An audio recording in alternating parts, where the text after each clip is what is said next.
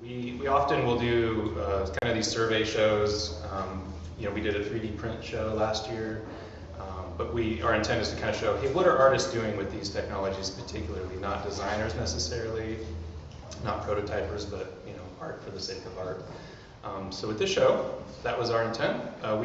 We got a laser cutter last year, and we're excited about it. And there's a lot of other artists excited about it and using it in an exciting way. So we got a show out of it. One of the cool things about this show is all of it is local artists and like people we know quite well.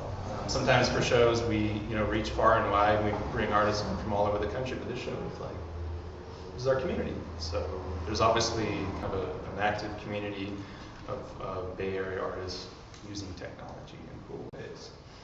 So what we're going to do is, if you guys have any questions during the talk, feel free to raise your hands, but we'll just kind of run down the row. As the artist, you can talk about yourself, what you do, and maybe why and how you've incorporated lasers into your work. Pretty straightforward. We can start far left, because it's not me, with Takehito. So this is Takehito Otani. This is Take's piece here. In fact, we can even pass this around. So take a look at that. And there's two of them. And there's two of them. So here, I'll tell you what, we'll start over here. This is really fun piece. So Takehito. Maybe like to just explain what you're looking at is basically you hold vertically. So there's an instruction drawing over there, like airplane, like instructions, emergency. So yeah, hold that way. Yes. And then look through from the opening. There you go. And then my intention is like you can walk around with it, and then you can look at the sky and the ground at the same time, because there's a two lens up and down, and there's like a mirror making like a right angle change the light direction.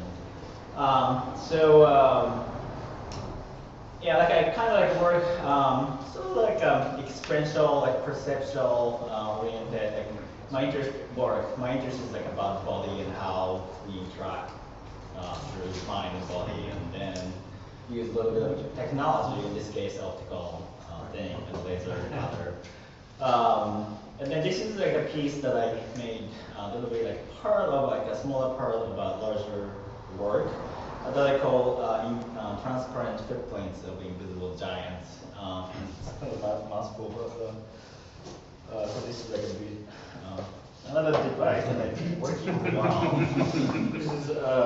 This is a backpack, a wooden backpack, and then stilts. And it has a three GoPro cameras. So the two cameras looking downwards under the stilts, which records my footprints as I walk. So it creates this virtual video footprint. And then another camera looking upwards to the sky. So I can do like a performance, like a walking performance, video mapping performance with this piece. And then why am I doing this? It's about like giving like a different perspective, how we associate our relationship with the world is kind of like bound by this like configuration of our body, like how eyes touch the front and that, and kind of like a centric self-centric point of view. But I want to give reconfigure this point sensory input, and then so that gives macrocosmos point of view and microcosmos point of view, so that we can see the kind of like have a more like grounded point of view that may not be gentle to the first, and then but also like be able to see connecting ourselves to the universal point of view. So actually, like this idea of this piece came probably more like preceding, than this piece actually. Like I had like a little miniature version, but then like I said, I want to make it bigger, so I made this one. But then I went back to that, and because like this is I can only wear myself. It's because it's not very safe to let people walk No one around. else can experience it except you, really. Yeah, so that's very, I thought that's very selfish of me. So, so maybe like, I made this piece so that we can, take home and then do that and then, put in a YouTube video or whatever you want to do. Yeah, and then I said, so I was so excited that Mandina Compound Gallery got the laser cutter. Because I started making that piece more like a prototype in paper, but didn't feel like a very finished piece by itself. But now like it's like with laser cutter, you can experiment, but also you can make it sound like a finished product really quickly. And once you get that design down, and then you can semi-mass produce, and then so it's almost like the printer press for 3D media artists. Create additions. Yeah, so you can make additions. So like actually I can make this finalized version, which is like a simplified drawings. You can pass this over. You put the invisible giant in a small box for us to enjoy. Right. Well, yeah. Actually, you're gonna be inside the box, but yeah. There's no mirror or anything. Just test. So, yeah. So I simplified the design so that it will cut will be faster. So that less money for me as well. Also, like you can there's two ways. Like a usual way, like laying the parts, like you can make each piece is like this and the cut. But also, I upgraded to stack them all each pieces one by one, and then like instead of lining these two, cutting twice these lines, stack them together and nest them together so they can just be one cut. So it saved like a few minutes actually. So you're able to cut the entire box and the plaque out of one piece, right, exactly. Yeah, so in this one, actually, that version is much material. Very nice. And this is the side of the laser cutter we have. Take made a really interesting piece several years ago with a I guess it was kind of a backpack with a pole that went off of your back maybe 8 feet with a camera, and then he had a monitor in front of his face attached to the camera feed. So he was walking around the city looking at a monitor of himself walking around the city. So it kind of gives you an idea where he's coming from. Yeah, that's fine. Yeah. The first piece, like interactive piece or wearable piece that I made, one of our school students. So it really is all about you, isn't it? Well, maybe I make another version that you can wear. Well, that would be the challenge now. To Yeah. way Sorry. to keep on your integrity up and then have it be focused be elsewhere. Right. So yeah, that's a good question actually, because like when I that piece, like my intention was like idea is about having an out of body experience and also like could be like like spiritual experience by itself. But then when I did this, let people wear this, and then like I have to when I interact with the audiences and then letting people wear, I have to kind of like guide them through or like set the tone, like what this piece is about. Otherwise, like it just ends up with a cool gadget and the people like playing, like ballet with it or something like that. So that's the direction I was a little bit, Guided meditation or something. Yeah, in a way. It's pretty cool though, because it's like, you see all these people looking at their phone, right, and walking like this, but you're giving them something where they can look at something, but then they're actually seeing yourself, right. And also, they can't just play with it. You have to do they have to do what you want them to do with it. They can't just play with it like a toy. You have to do with it what you want them to do with it. Right. Yeah. But I don't recommend, doing this. Going around try to cross the street. There's just Disclaimer. As dangerous as there aren't any Pokemon Go. It doesn't come with Pokemon. The Compound Gallery in Takehito is, we are not responsible for misuse of the product.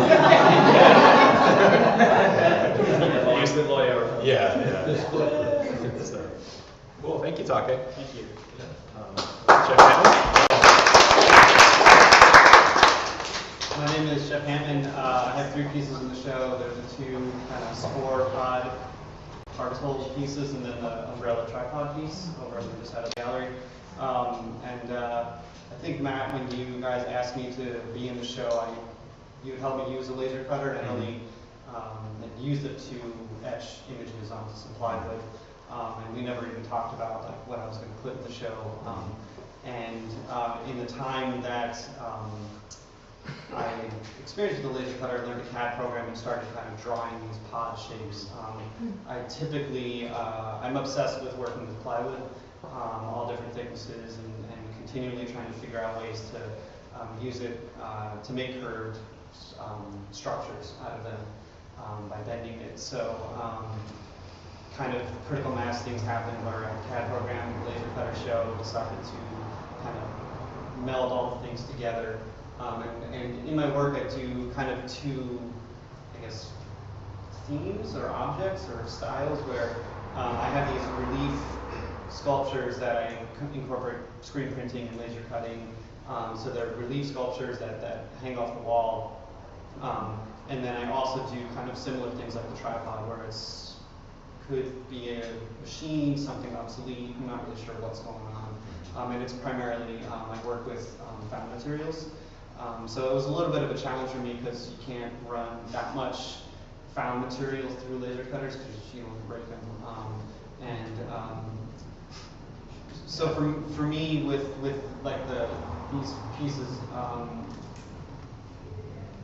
there's a mix of laser cutting and traditional woodworking that goes along with it. And I wanted the finished pieces to, I didn't want the finished pieces to look like they come straight out of the laser cutter, put them together, and then I was done with them. So some of it's laser cut, some of it's regular. There are definitely ideas and themes or shapes that overlap that I need to cut on the bandsaw, but other parts that I lose a finger if I cut on the bandsaw, so I did it with the laser cutter. And with that in mind, I definitely focused on making objects like, say, the umbrellas that are in the tripod that I would never think of trying to cut those pieces on my own. But I have done similar. It's based on a piece I did that's about 12 feet tall that it actually was an actual patio umbrella that I modified. So that's kind of where the idea ordered from that, or where that's where the idea came from. That's kind of about it. That's fascinating. Jeff brought he spoke about scrap wood. He brought these wonderful, like, really scrappy pieces of wood that he looks like he found in the gutter. I'm like, Yeah, pretty much. Really? You want to pay to have this cut? But the end result is fantastic. Yeah, and I mean, I said, can we put this through? Sure. I said, awesome. That's kind of warped, but it should work. Yeah. But I mean, for me, this was a big kind of learning curve. I did, Matt helped cut some of the pieces, but I used an online service called Pinocchio, where you upload all the files, and there's a shop in West Oakland where you can go and pick them up. So that was kind of a new thing for me. A lot of cursing and struggling. But in the end, it's, like everything, you kind of push through, and it's now like another resource for me. So, it was a lot of fun. Yeah, good for you for kind of pushing through that. Yeah. I'm doing that now. Right. We're very comfortable in a wood shop, using hand tools and traditional power tools. But yet we want to have the effect of the laser cutter in the work. So. You have a question? Yeah. And do you enjoy your work now that it's done? Do you like your work now that it's finished? Absolutely. Yeah, I'm absolutely ecstatic with it. I mean, I have approximately like a 16-foot particle in my studio right now that's in progress. So for me, it's fun to kind of, small, medium, large, and just kind of go all over the place with it. So in some ways, I would love to see that 5 times the size. And we kind of have that going on in the studio right now, so it's almost like scalable. Sure. But I'm very happy with it all. And, if I didn't have the deadline, I would have worked into it. I could just keep diving in smaller and smaller. There's a really cool freshness to them. Usually laser cut, it's all precise, and people get really uptight about it. But there's laser cut parts, but then you go and there are these really rough parts, like the end of the dowel sticking through. They're kind of like chewed off on the end. I love that. There's a nice juxtaposition. So very nice. That's kind of what I was shooting for. Thank you.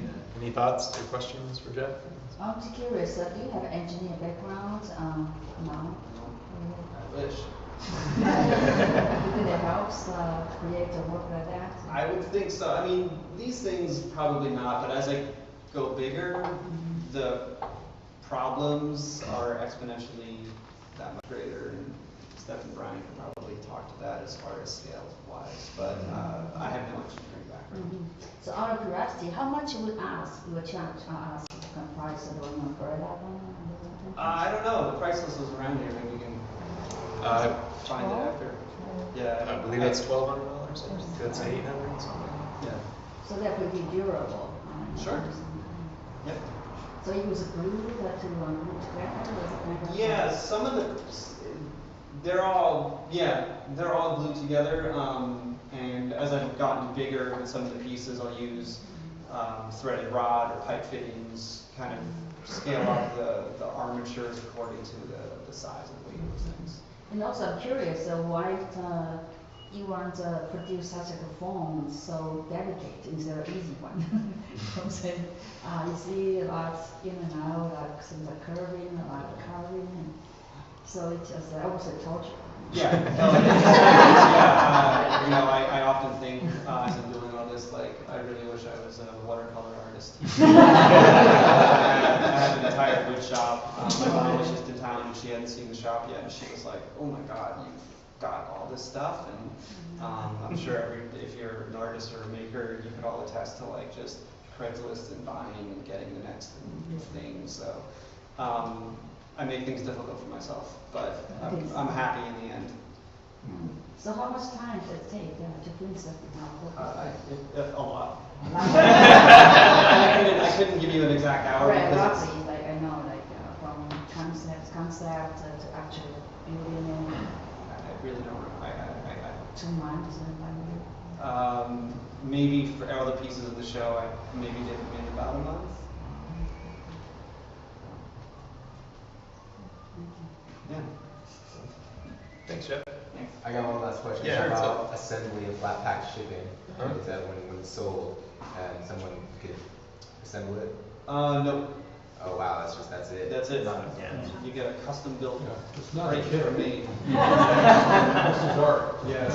No, it's interesting because it has that feel of like almost like a children's toy, right? Yeah. You can do it together, but Yeah. I mean, I could, if I thought that far in advance, if I wanted to make a multiple, I could maybe make it happen, but that's as it is. But Then you're headed down the design road. which isn't a bad thing.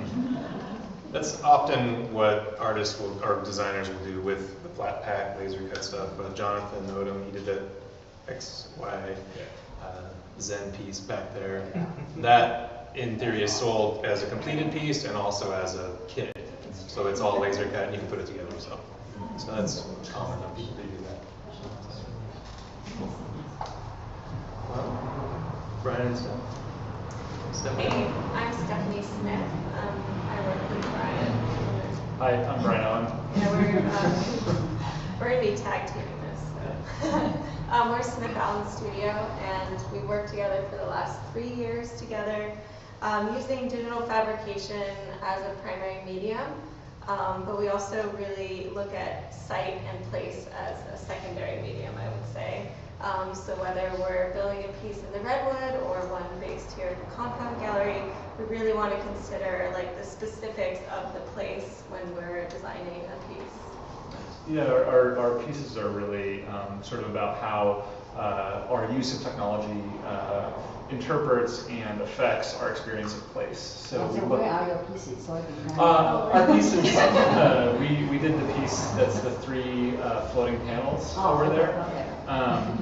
And it's really about finding new ways of looking at place, finding new ways of looking at how we see the changes in a place over time using technologies. So we use usually 3D printing for large scale stuff, but laser cutting is something we've always sort of played with for process and for model making and the quickness of it. And so that's really what we were excited about by this show, is how we can do something really, really quickly that really distills down all of this process and all of this experience into a single object.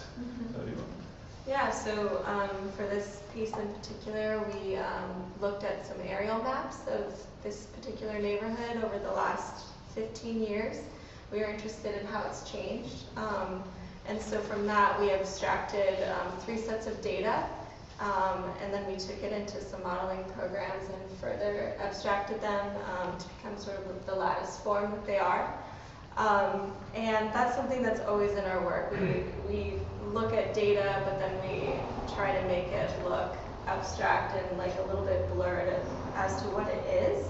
And then for this show in particular, we really wanted to challenge the medium of laser cutting, which is typically flat, and so we manipulated the surface to make it undulating, mimicking an abstract landscape as well. So thinking on the macro and the micro level for the piece, how to make it sculptural and interesting. yeah, I think our sort of use of the tools is to take something that's very precise, or take a data set that is very defined and extrapolate on the implicit bias and the things that are in the data set that are not necessarily expressed. And so the abstraction arises from taking a very raw data set and finding the outliers, finding the things that are not expressed, and then abstracting those across data sets. So for example, that piece is 3 different slices of urban cityscape that are transformed and mutated to reference different things that we see as changes over time. And so it's really sort of at one level it is data, but at another it's an interpretation, because even an aerial photo is an interpretation. And so we want to not take data, not take solid things as being absolute, but rather explore their superficiality. And similar to Take, really thinking about people's experience within a landscape and how it's changing, and our perception of that. So how many of us use Google Maps or Apple Maps like every day, and that's just the aerial view is just something that we're used to now, but that's totally not like how humans are meant to navigate the space.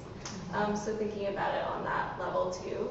And other pieces that we've done, we manipulate how people look out of our pieces. So occasionally it'll be forced perspective up into the redwood forest, for example, which is more of like the experience of the tree or the birds, or looking out onto the salt flat and really contemplating the landscape. So similar to you, we're like forcing people to see things in a new way. But yeah, laser cutting is such an exciting medium and tool. We see it as just another way to make things and challenge things, and we're interested in incorporating it with sort of the hand as well. So we hand manipulated it rather than vacuum forming it or something like that. So there is some error mixed in with the precision, which I'm pretty interested in. They've done some really fascinating large-scale 3D printed forms composed of lots of small 3D printed forms. That's the redwood piece you're speaking of? Yes. Yeah. And that's still up, right? Yeah. Where can that be found? That's in Mendocino. So our first project we did together was at a residency called Project 387. So it's on 150 acres of land. And so we went up there, did a site visit, collected a lot of data, and we built a piece that mimics the form of a tree that's in the redwood forest and will eventually biodegrade. So it's been up there for 3 years, and it's been really dry up there. So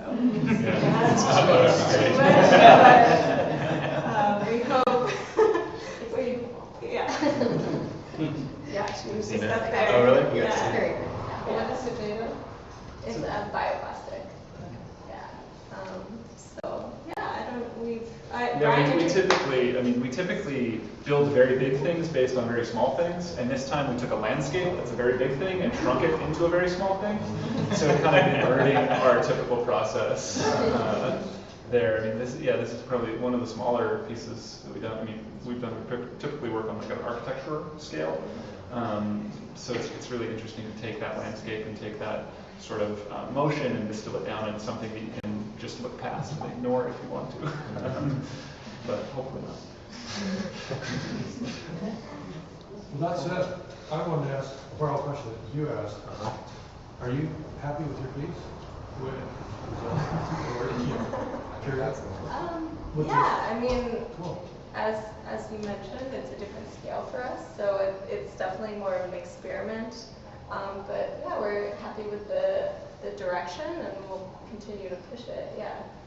Yeah, I think it opens a lot of doors that we've sort of played with and flirted with about taking a precise process like laser cutting and transforming it through making our own fixtures, making our own tools. Like in order to make that, we laser cut these sheets of acrylic and then had some sheets of aluminum that we stuck in our oven and heated them up, like big giant 2x2 sheets of aluminum, and sandwiched them together, and then manipulated the piece as it came out. So it's kind of, if the tool doesn't exist, just build the process.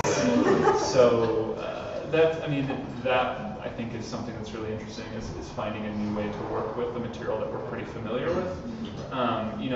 For us, the final piece is just kind of the artifact of the process. It's not, it's great when it turns out beautifully and it turns out compelling and that, but it's really about the process and about what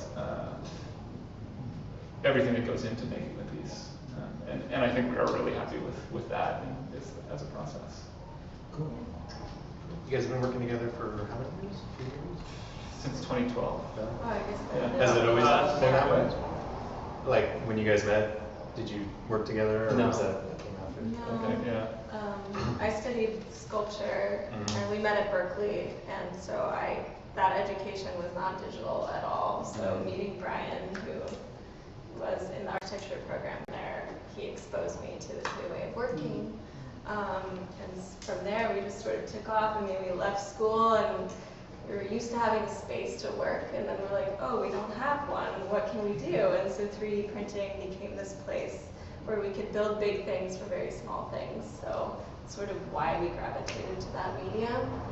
It's really one of the things that technology like 3D printers and laser cutters brings. It compresses a lot of the shop tools that you would have in a traditional shop down into your computer plus this one tool that you can put in an office or put in, next to your design station on your desk, and just be able to produce something at that scale. And so laser cutting and 3D printing both kind of bring that to our process. Now we're here, and we can do everything. Yeah. I was talking to Take about the fact that this is laser cut. To make sure you can make that on a table saw with drills and all of that. I mean, it's not as reproducible. There's files already figured out, but in theory, you don't have to be a woodworker to do woodworking if you have access to a laser cutter, which is cool. You can be a designer, you can do all your designs digitally, and then make something. It's kind of nice in that sense. I guess so. Cool. Any questions, you guys? Thoughts for these guys? I have a question.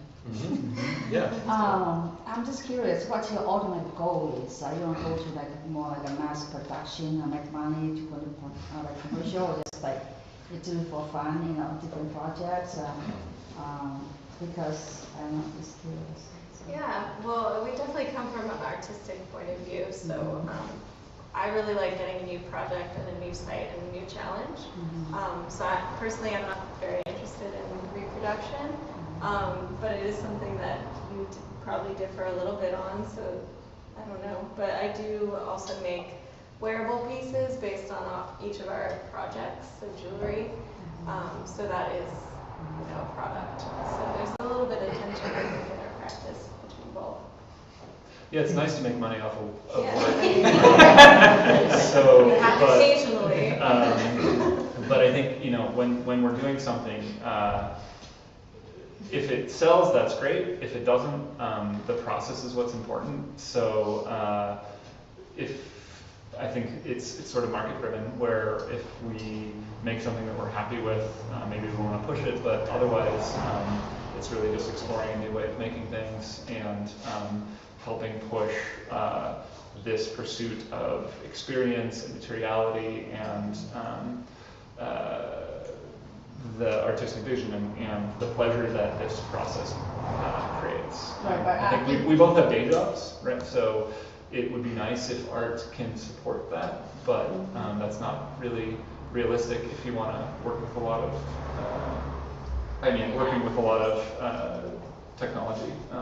The material is very expensive. Yeah, but I think in a way this could be kind of selfish, because if you could be seen, enjoyed by a lot more people, like say get into a museum or and then share your excitement process, so it's even better. Sure. So I wonder, have you ever tried like a museum, a local museum, and try to promote your work?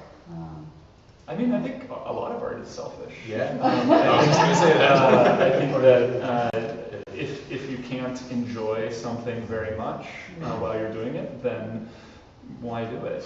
And if that's a selfish pursuit, then great. Right. But we've definitely we've pushed our work in places, but I think when you go down that kind of making for a consumer role, making for somebody else, it can compromise a lot of what you're doing. And I think we've done some forays into making like producible works and stuff like that, and it always is kind of a compromise, and it pins you down. And I think we feel that our work is still moving.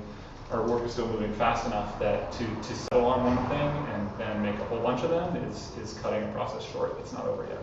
Right, but getting to museum, I don't see there's a conflict there. Sure. Oh, we would try. Oh, yeah. No, to get into the museum is the hard part, right? Of course. We've done some corporate commissions, but there's like a hierarchy in the art world. I feel like you have to bide your time and keep making work, and yeah, hopefully someday that would be great. I can't speak for anyone else here, but I don't know. I haven't said no to a museum. I don't think anybody would say no, but it's a lot of game block, and as long as you're making it and enjoying it, I think that's what's important. But yeah, public sculpture is something we're both really interested in, because there's a huge amount of people that can see it even more than a museum, so that would be a goal. Yeah, for us. definitely. But ultimately, there's very few artists that make work totally for themselves. They want people to see it and get feedback. There's some, maybe not. So yeah, public art, I think, is the ultimate end for most sculptors. That would be amazing to have a large-scale sculpture out for decades to come that thousands of people can enjoy. Cool. Thanks, guys.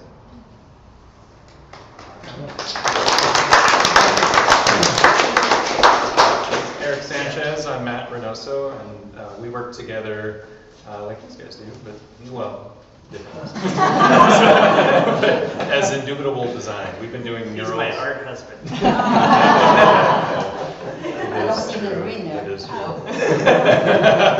Yeah, it's not his. Can't be pinned down. That's right. We've been working together, at least 6 years? 6 years. Yeah, about 6 years on around the studio. Eric works here at the studios, but also we do commission work, sculpture, mostly corporate stuff. Well, yeah, most of our stuff has been art commission, rather than public art. So it's been having a theme driven by the company, right? So we've done mostly murals, some sculpture, and then some mixed media pieces. So where's the work again? Oh, yes. right behind us. So there's, we're calling them space domes. Oh, yeah. So those pieces were, They've been so Eric and I, Eric's a really good tech savvy guy. He has a large format digital printer where he prints fine art prints. So kind of jumping to the laser cutter was a natural transition for him. And I like working in sculpture and doing metal work, things like that. And we basically worked together to kind of figure out our laser that we bought last year. Yeah. And we've been incorporating it. Jason played with it as well with us. Yeah, so this one's maybe sort of a good example of like the 3 areas we're working with technically. So we have this sort of inked on traditional relief ink that we were rolled on, and then this was playing with a laser cut stencil, so taking a photograph, converting it to a halftone, and then cutting it with the laser. So we wanted, it's not photographic, it's not representational, but it gives you something that's an irregular texture rather than a pre-cut metal screen that would have a regular dot circle all the way around. So we wanted to play with having some sort of fading in and out with the background, something kind of like a map. And then the hand work piece, I guess this is not laser cut. So this is a steel that Matt's like, we're gonna learn how to forge today. I said, okay, good. So pick up a hammer and start hammering. Yeah, we drew out the steel to get the little more elegant points. But again, trying to incorporate it, not just a laser cut object, but incorporate other tools. We have a lot of different tools here we can work with, and how do we incorporate them into something interesting? So there's printmaking happening, there's some metal work. It's kind of the initial experiment, and we hope to take it further as well. Yeah, I think at least with these particular pieces, Matt and I we started with, okay, we got this laser cutter, we want to do a class, so what can we do? So then we start investigating the laser cutter and everything it can cut. It's like, let's see what's successful, let's do a fail, let's see what point is the material useless after you cut it, and then at what point can I now control it and be able to use it. So that got us to thinking about, how we can apply it to printmaking. So I think one thing we didn't showcase in the show actually is printmaking. 2D works so much. But how it could be, and that's one of the big reasons we got this printer, is how can you incorporate it into printmaking, because we have a lot of traditional printmaking equipment here, so etchings and relief printing, things like that. So Eric has some pretty cool examples of. This is the fire in Emeryville recently? Yeah, there was a 6-alarm fire in Emeryville, so went over, took photographs of it. After I've already went through what doesn't work with the laser cutter. It's like, now I got it dialed in, and let's play with putting it Photoshop filter, Illustrator, and then running it through for a woodblock. So that's I was thinking about how to apply this towards a class. So this is a material that you can get at a hardware store, and then for a class this would be a cheap material as well. But for my fine art process, I probably would pick a different type of wood because it'd be more durable, it'd last longer, and I could get more additions out of it. Does it still smell like burning wood? It smells like printmaking. Yeah. It smells a little bit like the fire. So we're just looking at ways to incorporate this tool into installations, both 2D and 3D. This is kind of the first time we jumped into playing with 3D forms. We've done a lot of this kind of block cutting, engraving, things like that, but I'm like, I want to make something sculptural with it. And these forms, there's programs out there. Autodesk makes all the stuff that Jeff has used as well. That's how we incorporated these forms. You can take a 3D model and slice it, and it's automatically calculated, and it'll make it all in these little pieces. And then from there you can manipulate it and cut it and stick it together. So it's kind of. But even with that, I think if you didn't have some of the skill sets of running into problems, because it doesn't matter what process you use, you still have problems when you run it, and especially more when there's technology. Because sometimes the technology fails you, or the material does. So you still have variables. So that's one thing that we found with working with this. Even though we had a pre-done form, which is of a Torus, which looks basically like a donut, but it's also sort of similar to magnetics, like magnetism. People how to illustrate magnetic fields, they kind of fold into each other. So that's what kind of intrigued us by this form. But working with the wood, you have this thing that is totally opposite of the form, something that is very durable, very pragmatic, but also will fight you if you don't have it cut the right thickness. So you still have to modify your form in order to get it to work with what you want it to do, because we have to paint it. So once you put paint on something, it gets thicker. Yeah, whoops. So it's like, do I spend 10 hours on piling, or do I try to, so we did a lot of tests of trying to get the right thickness, just playing with materials and painting it and then assembling it to see, okay, that's the right depth. So we took a little, tool caliper, measured the wood, had to change it by 2/100ths of an inch, and said, oh, that's the magic number that works for the surface preparation that we're doing. It's one of the interesting things about digital fabrication. You can spend all day designing and meticulously working in this perfect world, but then how do you get it out of the computer into the physical world and make something physical with it? Because then you run into reality and material. And that's kind of fascinating. Yeah, that's the part that's a challenging part that we get really investigated in. So like, we're looking at this and thinking about, well, what is it that we wanted, what do we want out of these pieces? And after seeing these and thinking about our process, it's what we do is we finish places. So like we go out, and when we done, like there's a mural across the street at each structure that had this, at this building across the street, and in the interior there's a large wood, it was a marine plywood, and we looked at the material, said we know it's wood, let's emphasize that it's wood. And what can we do to exaggerate sort of the wood grain, but still have a very graphic image on top of it. So it's a painted mural, but it's all designed in Photoshop.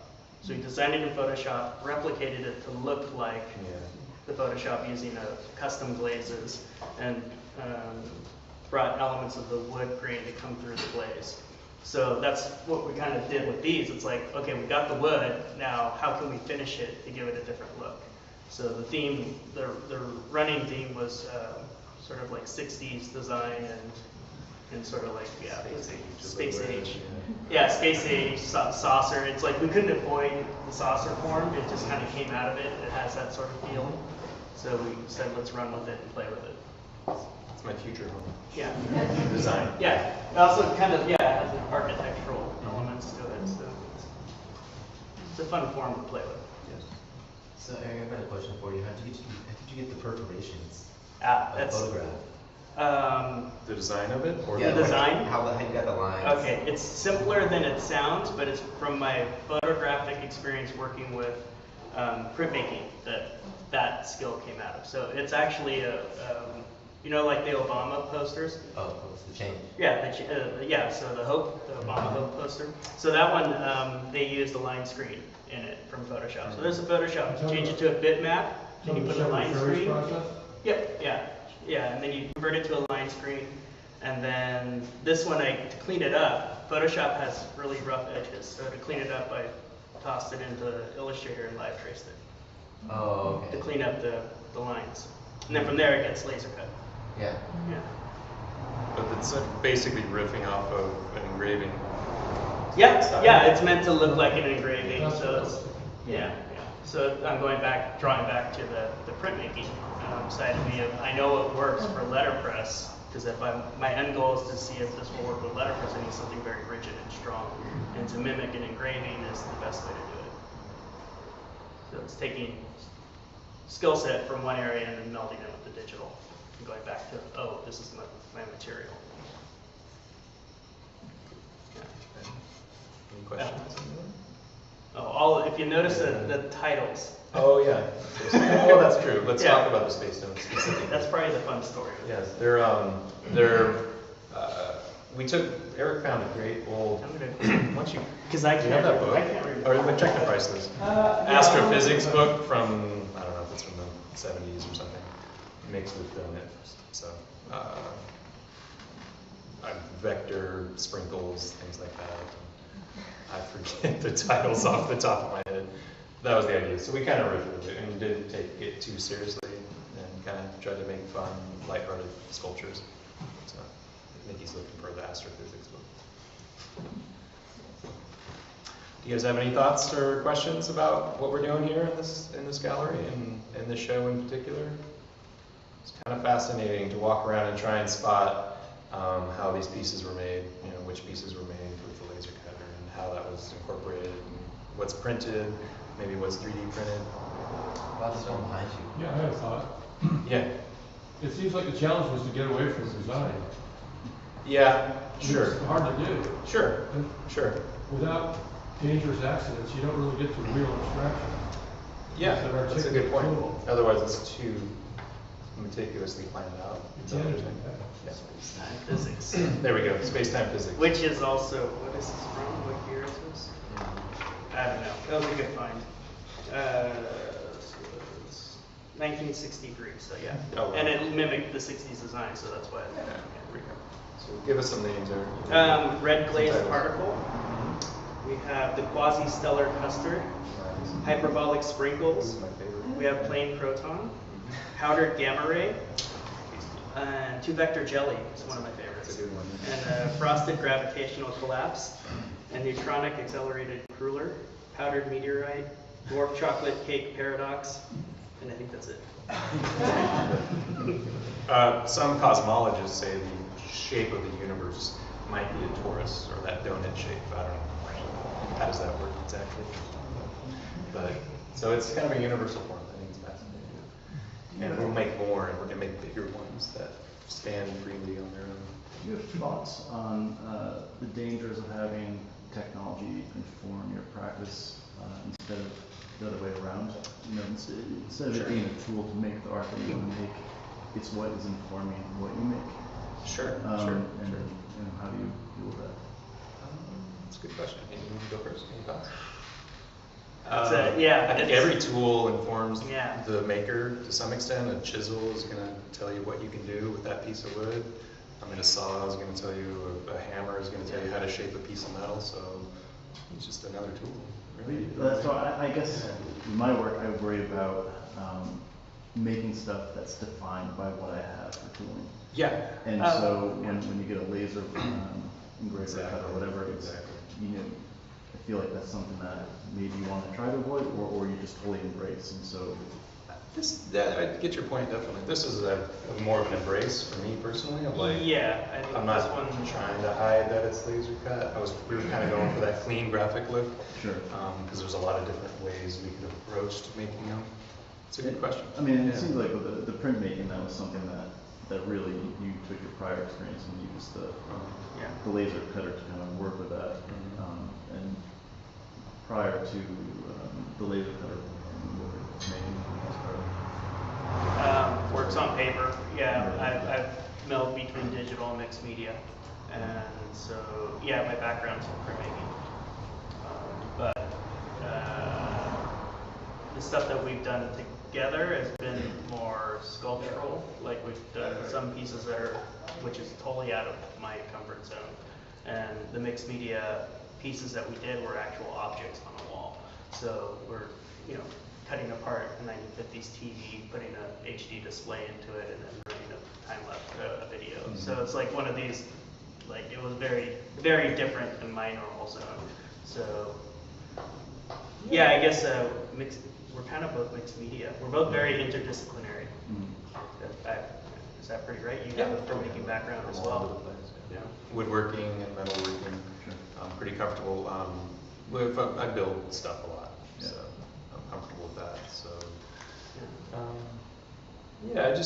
you kind of think about it as a lot of what we do here too in the studios is there's a lot of tools available for artists to use and expand their practice. You don't have to, but just kind of knowing they're there, and then when you have an idea that you're trying to realize, you can go, oh, there's that thing that does this one thing that I might be able to use to make this thing. You know what I mean? Yeah. So there's a lot of that. I'd say this place is like a crazy expression of that. That we kind of take to an extreme in a lot of ways. Because I kind of love the idea of discovering a medium and incorporating it into art practice. Mm-hmm. Yeah, I mean, it's one of the major challenges, though, like with this whole method of making, is that it is very self-selecting, right? In order to get to a laser cutter, you have to design in a CAD program, and then in order to have experience designing a CAD program, you have to have a certain education. So it is kind of a funnel that it's very difficult to get out of once you're good at a tool.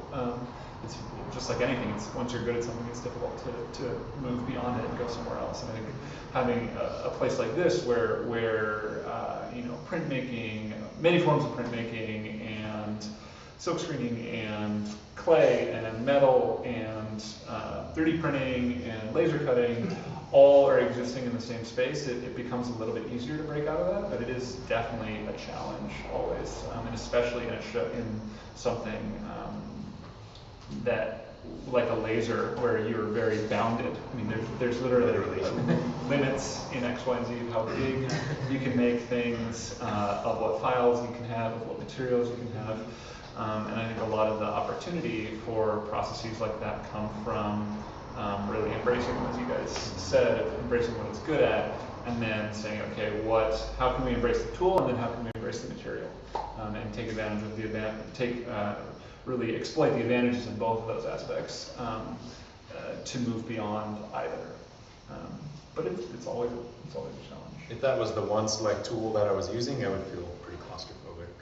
You know, of like, well, I'm kind of limited in what I can do, and I will have to design within what this thing can do and this thing only. Yeah. Does that kind of answer your question? Sure. Unless you have 1,000 watts. Well, maybe then. Then you don't want to light things on fire. Yeah, even for us, when we work with 3D printing, like it starts in a CAD program, but it always comes down to like hours on site, like actually manipulating it with our hands. So there's always going to be sanding. Yeah, you saw that. Yeah, they made a great sculpture utilizing 3D printed connectors and wood and incorporated the two. But when it comes down to it, it's a lot of hand, it's a lot of sanding, and you got to make it work in the real world. I've got a question for you guys. So you're covering your 3D prints with like Bondo and sanding? That's what we did with that particular piece, yeah. That's but like so long. it was quite intense. But normally we embrace the texture of 3D printing. I think it really shows how it's made in the process, which we both enjoy. So especially when you like cast from that, it's just really interesting to see the striations. So, but yeah, it's give or take. Depends what we're going for. For that piece, we were really wanting to create this seamless transition between wood and 3D printing. People really didn't know like what was what, which was cool.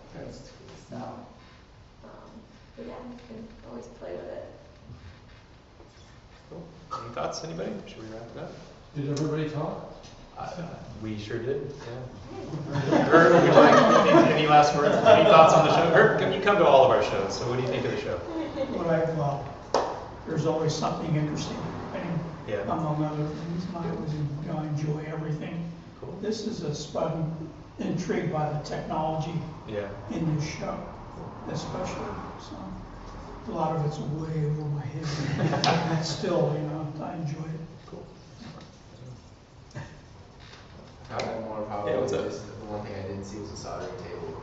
Soldering table? Yeah. Do you guys have any like? Got a soldering gun, the metal shop.